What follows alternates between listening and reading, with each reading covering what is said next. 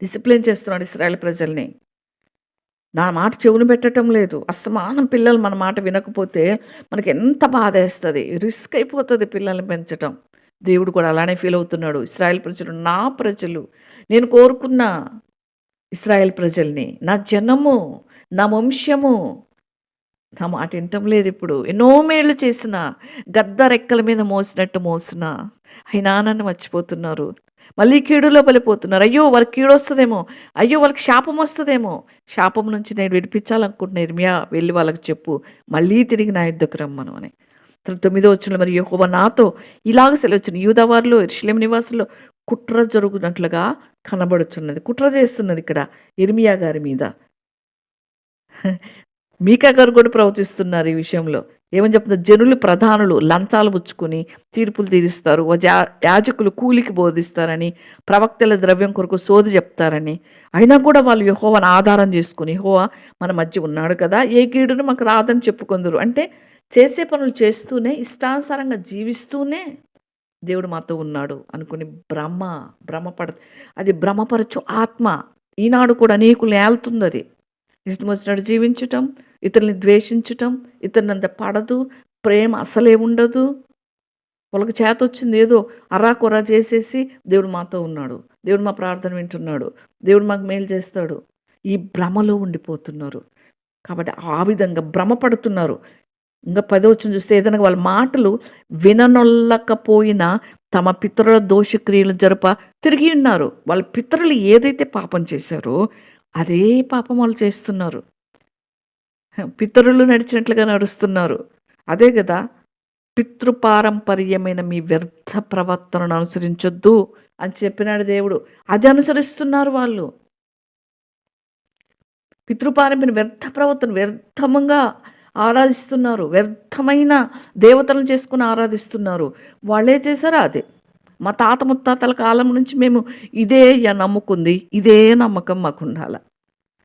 ఎవరికి వాళ్ళు అన్నీ వింటారా? తాత ముత్తాతల కాలం నుంచి అన్నీ వినరు, వాళ్ళకి నచ్చింది ఎన్నుకుంటారు అంతే.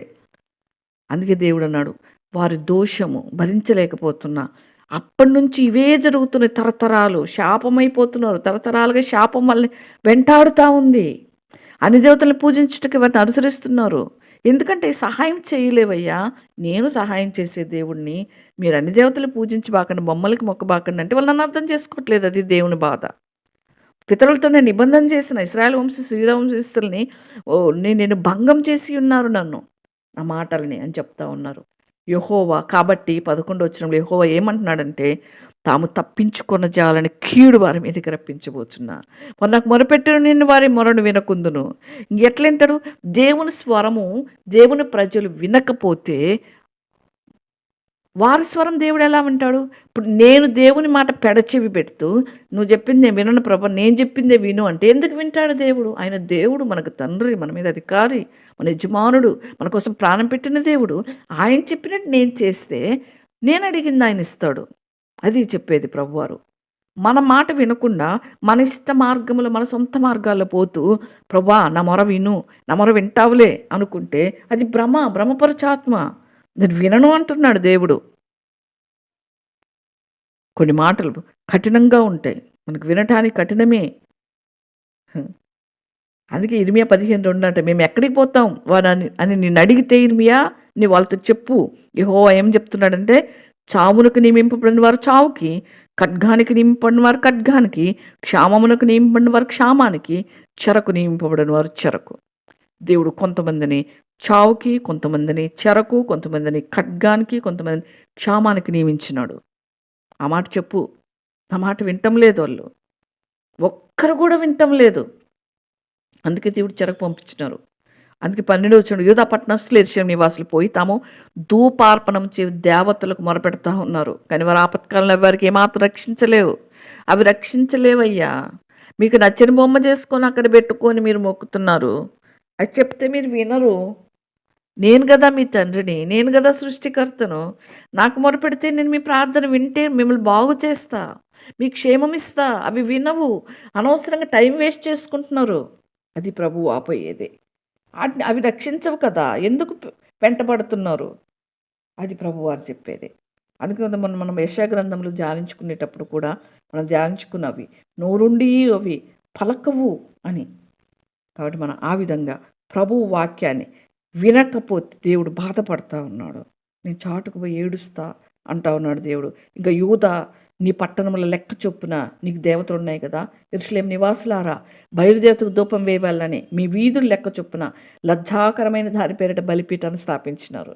అంటే అంటే ఎంత అంటే ఆ బొమ్మలు చూసినప్పుడు ఎట్లా అంటే ఆకర్షణీయంగా శరీరం మీద వస్త్రాలు లేని బొమ్మలు పెట్టుకొని మీరు వాటికి పూజలు చేస్తున్నారు, వాటికి నమస్కరిస్తున్నారు.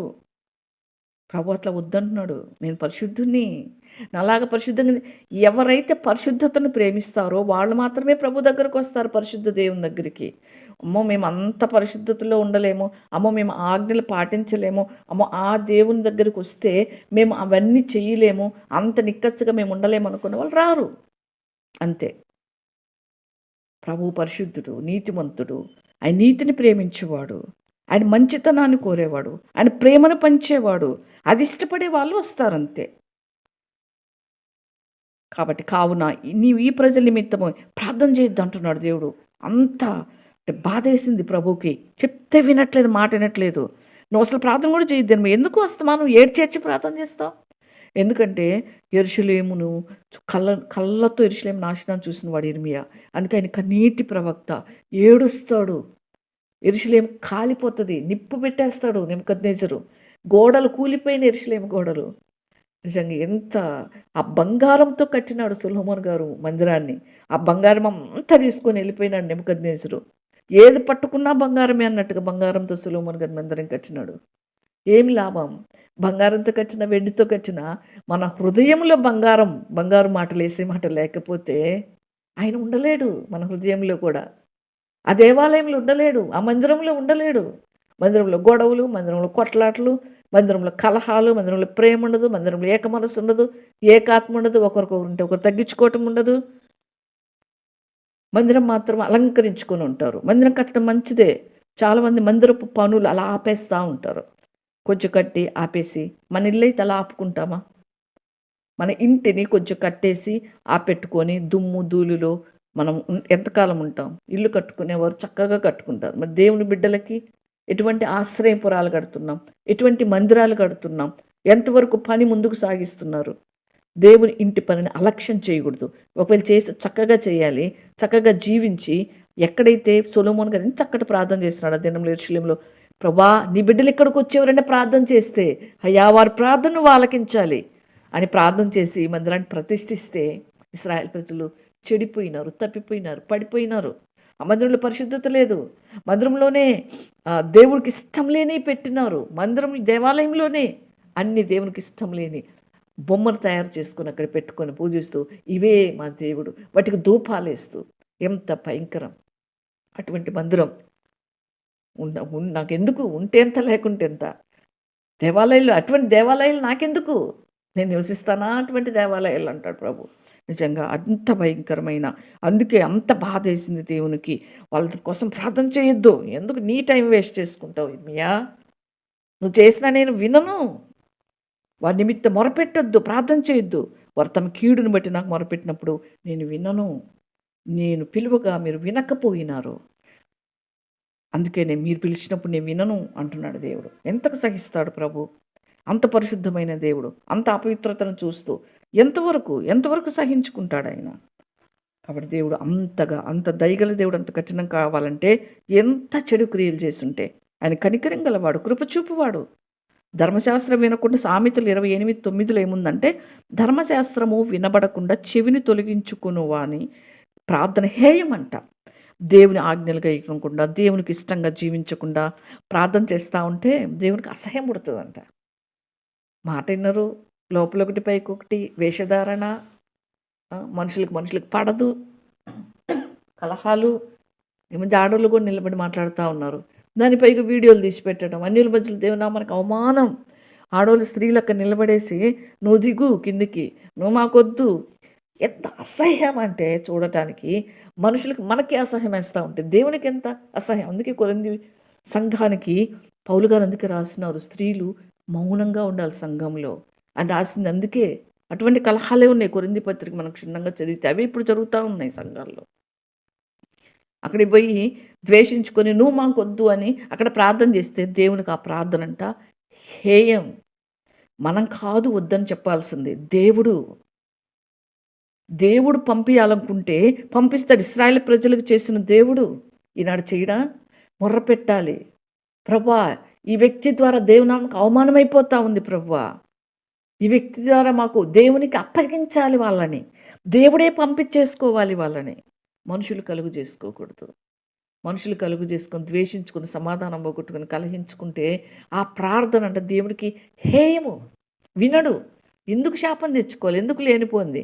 ఆదివారం వచ్చి కూర్చొని వాక్యం వినిపోయేదానికి లేనిపోని నెత్తి మీద వేసుకుంటున్నారు. భయంకరం ఇది.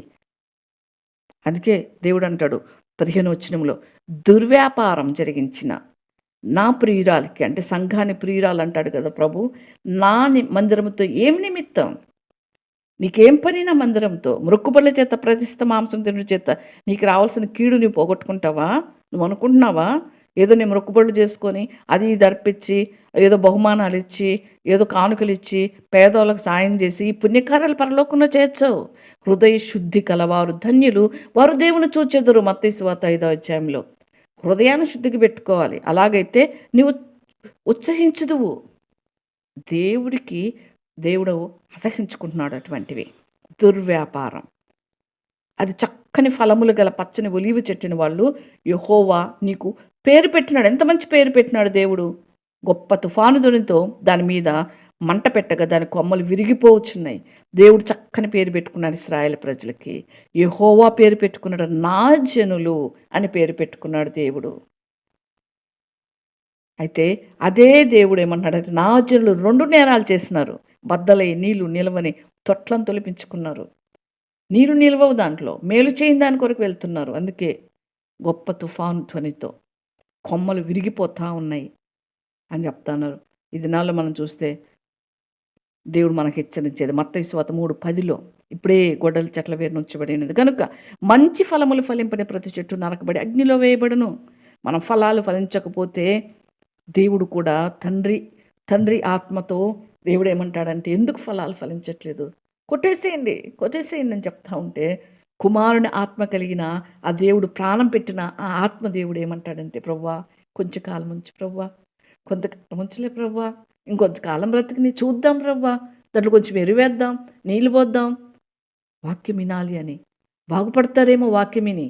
వాక్యం వినటానికి వెళ్ళాలి దేవుని ఇంటికి, వాక్యాన్ని అనుసరించడానికి వెళ్ళాలి, వాక్యము మన చెవుల్లో చొచ్చుకొని హృదయంలో భద్రపరచుకోవటానికి వెళ్ళాలి.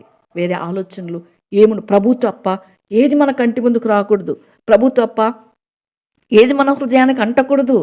నేను వెళ్ళే దేవుని ఇంటికి వాక్యం వినాలా, రావాలి, అంతవరకే మన పని. పరిచర్య ఏదైనా ఉంటే దేవుడు అప్పగించిన పరిచర్య చేసి రావాలి.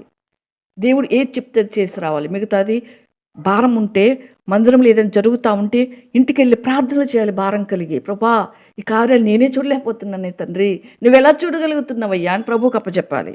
అది దేవుడు చూసేది. విరిగిపోతూ ఉన్నాయి కొమ్మలు.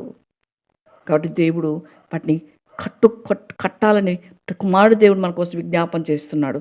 మనం దేవుని సంతోషపరిచే వారంగా ఉండాలని కోరుకుంటున్నాడు. ఇశ్రాయేలు వంశస్థులు, యూదా వంశస్థులు బయలునకు ధూపార్పణం చేసిన కోపం పుట్టించుడు చేత తమంతట తామే చేసిన చెడుతనం బట్టి మేము నాటిన సైన్యములకు అధిపతి యెహోవా వాళ్ళ మీదకి ఏమంట కీడు చేయాలని నిర్ణయించుకున్నాడు దేవుడు.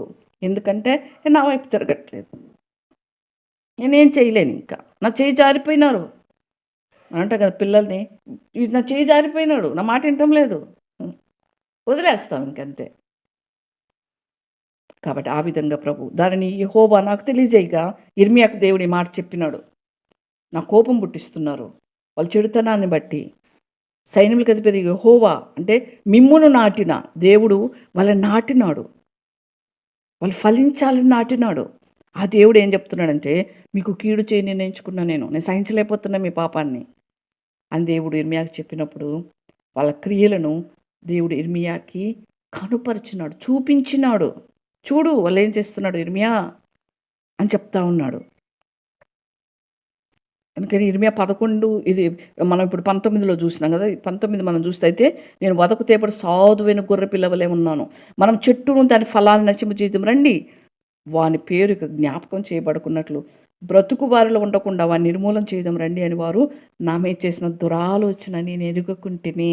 ఇర్మియా మీద దురాలోచన చేస్తున్నారు వాళ్ళు, చంపేసేయాలని ఆలోచన చేస్తున్నారు. దేవుడు కనపరిచాడు, వాళ్ళ క్రియలు చూపించినాడు ఇర్మియాకి. వాళ్ళు ఇట్లాంటి ప్రజలయ్యా, నువ్వు ఏడుస్తున్నావు వాళ్ళ కోసం, వాళ్ళ కోసం ఇంకా మొరపెడతా ఉన్నావు, చూడు ఎటువంటి ప్రజలు వాళ్ళు అని.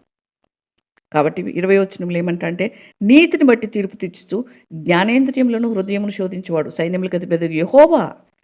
ఆయన న్యాయంగా తీర్పు, నీతిని బట్టి తీర్పు తీస్తాడు.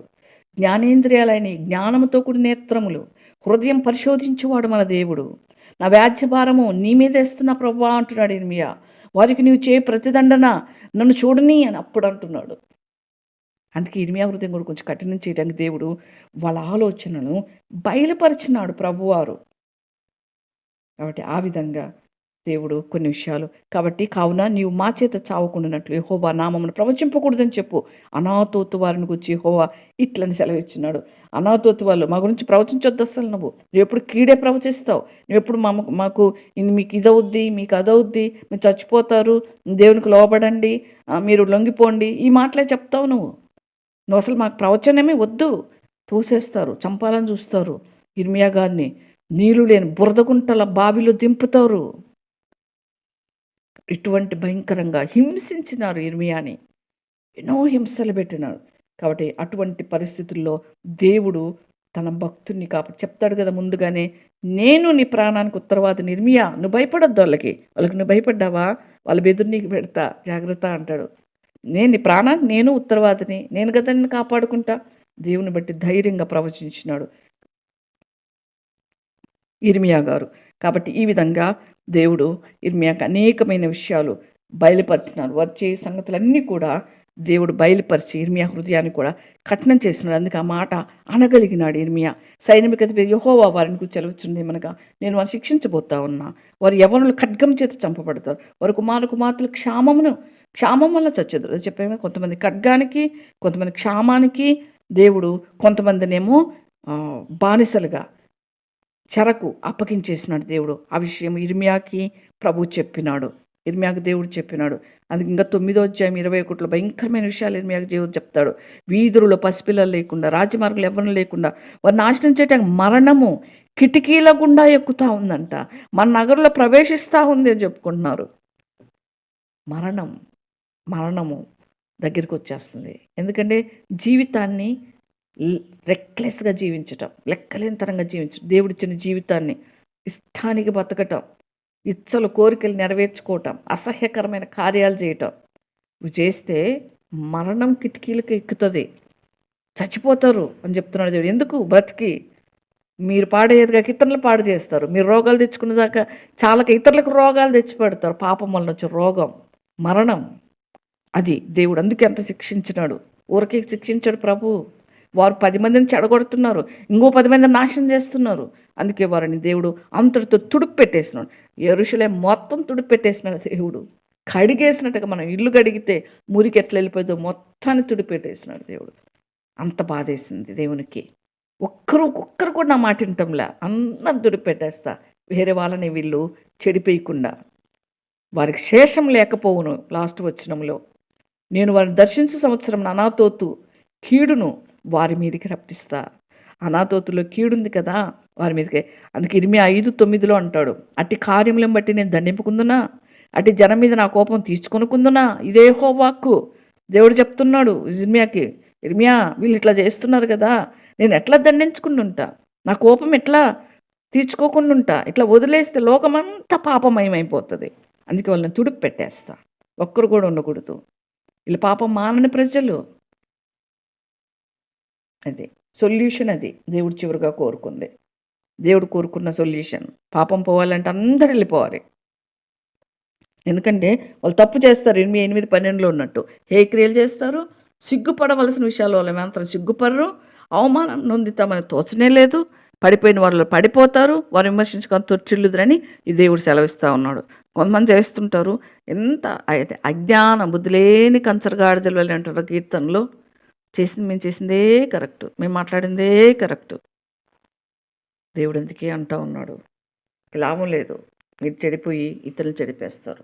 అందుకే మనం ఫలించాలి, మన ఫలాలు నిలిచి ఉండాలి.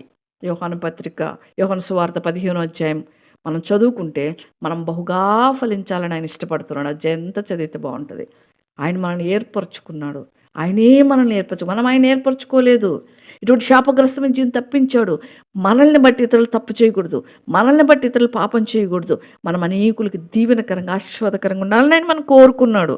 ఎందుకు కోరుకుని, నేను మీ కుమారులుగా చేసుకున్నా, మిమ్మల్ని దాసులని పిలవను, దాసి అని పిలవను, మీరు నా కుమార్తెలు కుమారులు, నా సొత్తు, మీరు నా స్వాస్థ్యము. అంటే దేవునిలో మనకు పాలిభాగం ఇచ్చినాడు. ఎంత కృతజ్ఞత కలిగిన వారమై ఉండాలి. మనల్ని బట్టి ఇతరులు ఆశీర్వదించబడాలి, మనల్ని బట్టి ఇతరులు దీవెనను పొందాలి. అది ప్రభు కోరుకుండేది. ఇశ్రాయేల్ ప్రజలు ఆ విధంగా లేరు, అందుకే అందరిని తుడిచేసినాడు. వారిని బట్టి నేర్చుకోవాల్సింది ఏది లేదు ఎవరు కూడా. అందుకే దేవుడు తీసి పడేసినాడు, మొత్తాన్ని తుడిపి పెట్టినాడు. అందుకే మనము కూడా మన హృదయాల్లో ఉన్న అన్నీ దేవునికి ఆయాస్కరమైన మొత్తం తుడిపి పెట్టి ప్రభువుకి హ్యాపీగా ప్రభు మన హృదయంలో ఉండేలాగా చేసుకుందాం. ఏసై సంతోషిస్తుంటే మనం సంతోషం, ఏసై ఆనందపడుతుంటే మనకు ఆనందం కలగాలి. అదే నిజమైన రక్షణ, యథార్థమైన రక్షణ. నా ఏసై, నేను ఏదైనా పని చేస్తే నా ఏసై సంతోషపడుతున్నాడా? మనకు ఏదైనా ఆలోచన వస్తే ఈ ఆలోచనలో ఏసై సంతోషపడుతున్నాడా? మనం ఏదైనా పని చేస్తే ఈ పని ద్వారా నా నాన్న నాకు సంతోషపడుతున్నాడా? తండ్రిని సంతోషపరచాలి. అందుకే మనల్ని కోరుకున్నాడు. అప్పుడే మనకు బహుమానం పరలోకంలో. ఎంతగా యేసయ్యని మనం సంతోషపరుస్తామో అంతగా మన విషయంలో యేసయ్య గంతులు వేసి మన రెక్కల కింద వేసుకొని మనల్ని ఎంత ప్రేమిస్తాడు. ఇక మన మాటకి మనం అడిగిన దానికి తిరుగులేదన్నట్టుగా చేస్తాడు మన ప్రభు. ఆయన సమయంలో, ఆయన కాలంలో మనకు మేలుతో తృప్తిపరచడానికి ఇష్టపడే నా మాట వినండి అని చెప్పినాడు. ఆయన సంతోషపరిచినట్లుగా, దేవుని మాట వినున్నట్లుగా, మనం అనేకులకు ఆశీర్వాదకరంగా ఉండున్నట్లుగా, మనము ఫలించే కొమ్మల్లాగా దినదినము ఎదుగుతూ మన ఫలాలు నిలిచి ఉండున్నట్లుగా పరిశుద్ధాత్మ దేవుడు మనకు సహాయం చేయను గాక.